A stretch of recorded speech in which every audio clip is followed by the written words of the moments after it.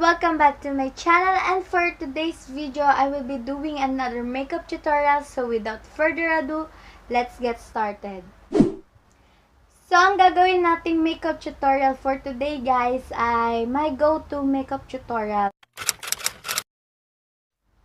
Ito yung gagamitin ko for my moisturizer at ito yung Aqua Moisturizer Whitening Vita ng Eye White. So, ito yung gagamitin natin ngayon para maiba naman. Hindi palagi yung setup will best. So, ito, ganito muna ako pag nag-makeup. Inuuna ko yung moisturizer ko.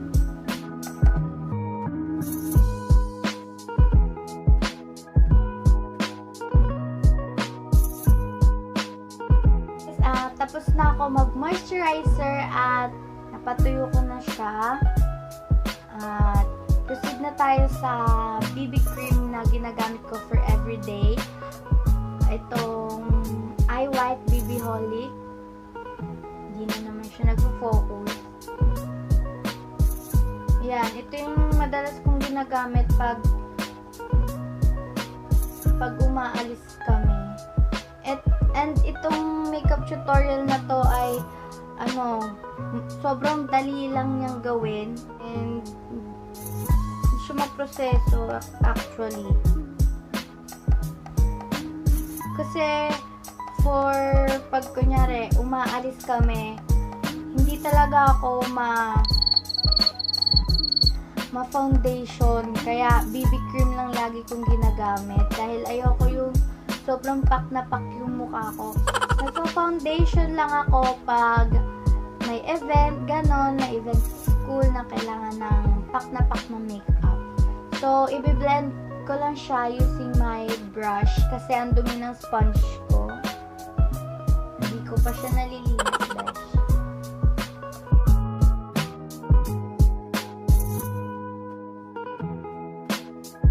Kaya gusto kong mag-BB cream pag naalis lang kami dahil para naman makahinga yung skin ko kasi ayokong masyadong makapal yung foundation ko at sobrang init, diba?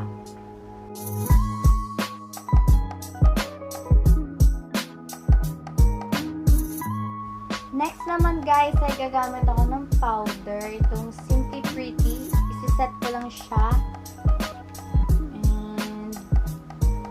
Gamit ako nito.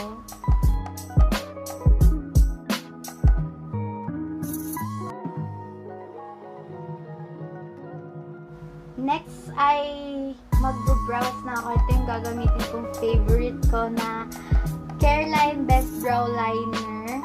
At gamit na gamit talaga siya, besh. Kawawa nga to kasi ito yung palagi kong ginagamit na pangkilay.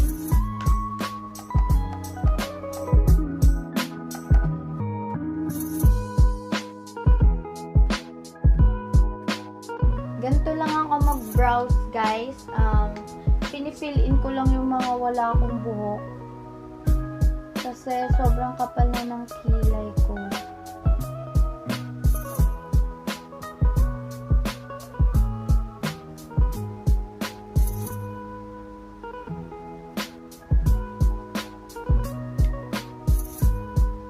And i-blend ko siya using a spoolie. This one.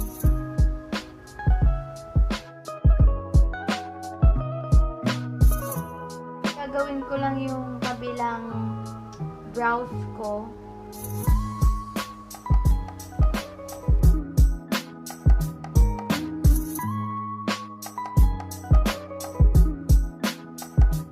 Sobrang hindi ako ma-artist pag nagkikilay. Hindi talaga siya on flick pag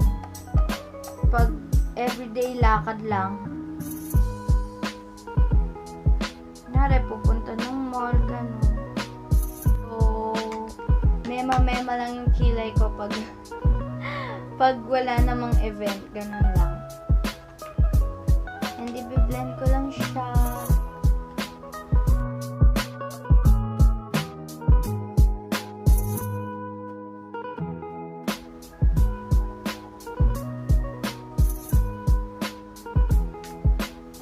guys, tapos na ako sa kilay ko and ganun lang siya kadali. And let's proceed naman dito sa blush ko. Contour at blush. Ito yung gagamitin kong EB Advanced Blush Duo in the shade Summer Fling. Ito siya, besh. Ganito siya. Ayan. And sa blush naman ako very conscious kasi gustong-gusto talaga yung blush ko fresh tignan, yung parang natural looking lang, ganun. And yung contour ko, besh, hindi ganun karami pag naglalagay ako. Syempre nagko-contour ako pag everyday dahil para mabawasan naman yung look ng mukha ko. Dahil pag hindi ako nag-contour, masyadong siopaw face. Kaya kailangan natin mag-contour.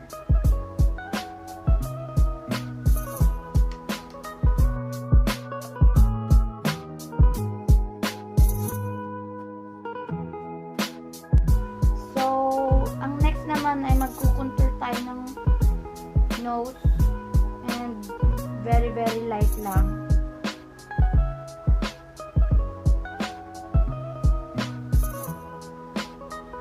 Nasabi lang may ilong, best.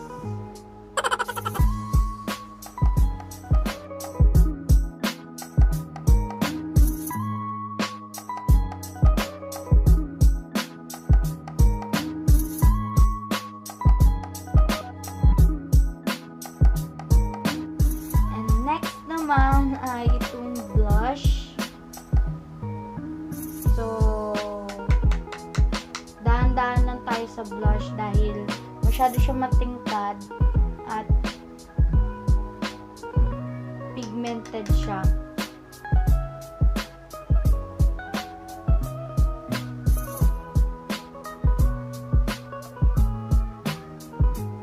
So, ganito lang ako mag-blush.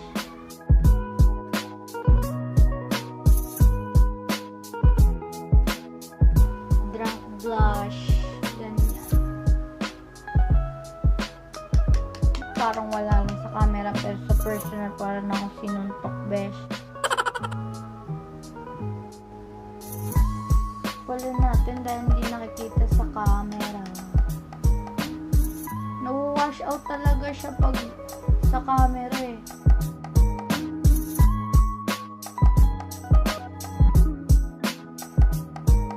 Lagay ko lang dito sa kabila yung mga sobra dito.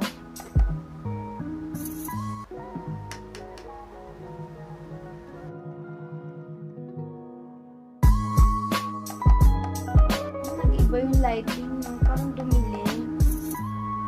Adjust lang natin.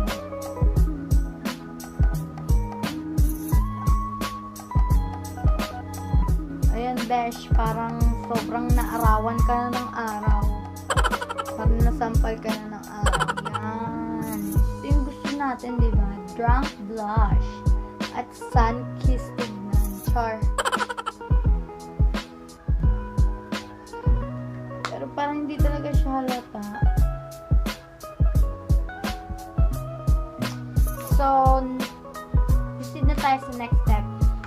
So, minsan naman guys, pag gusto kong maging extra that day, naglalagay ako ng eyeshadow. So, ito yung gagamitin ko, yung Everbelena Pink Palette. And, itong shade na lang siguro gagamitin ko. Hindi kaya ito. This one na lang para halata. So, itong applicator na lang yung gagamitin ko.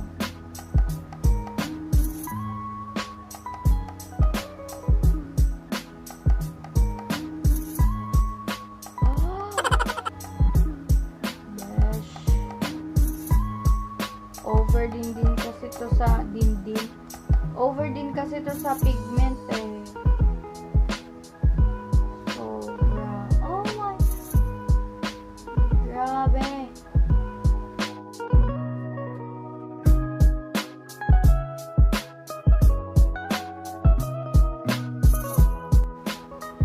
sun-kiss din yung eyeshadow ko.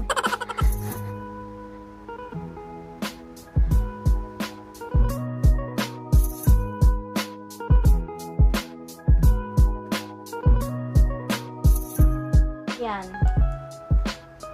Besh, nasobrahan sa eyeshadow.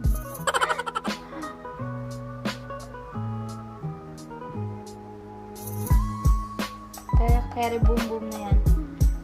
Ang next naman na gagamitin ko ay magmamascara lang ako.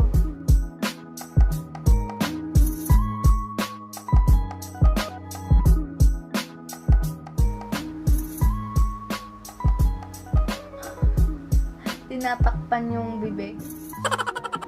So yun guys, tapos na ako mag-mascara at binuksan ko lang yung ilaw namin dahil naka-natural lighting tayo kanina at medyo kumukulimlim na sa labas kaya yung lighting natin biglang nag-dark. Napapansin niyo ba? And next naman ay mag-lipstick na tayo at itong gagamitin ko yung eyeshadow na lipstick.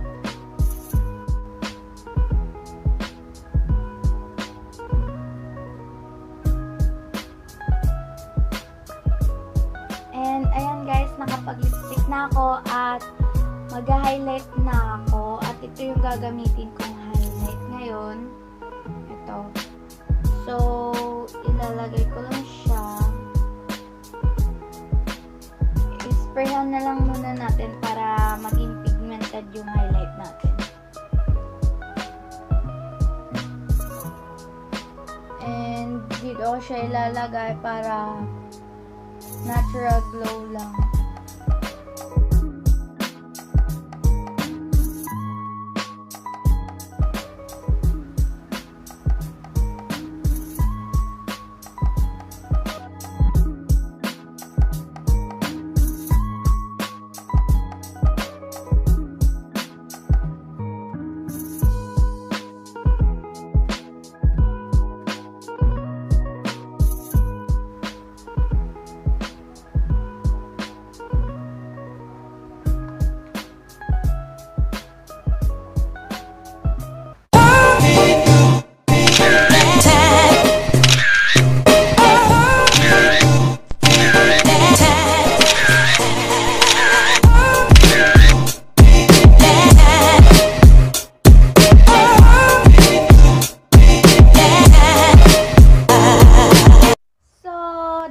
For today's video, ayun guys, nagkulot lang ako at yung kulot na mema-mema lang. Yung parang ano lang eh, baliw na kulot. Hindi siya beach waves eh. Sabog-sabog. So, that's it for today's video. Thank you for watching. See you on my next video. Bye-bye! Thank you for clicking this video and don't forget to subscribe on my channel and give it a thumbs up if you like this.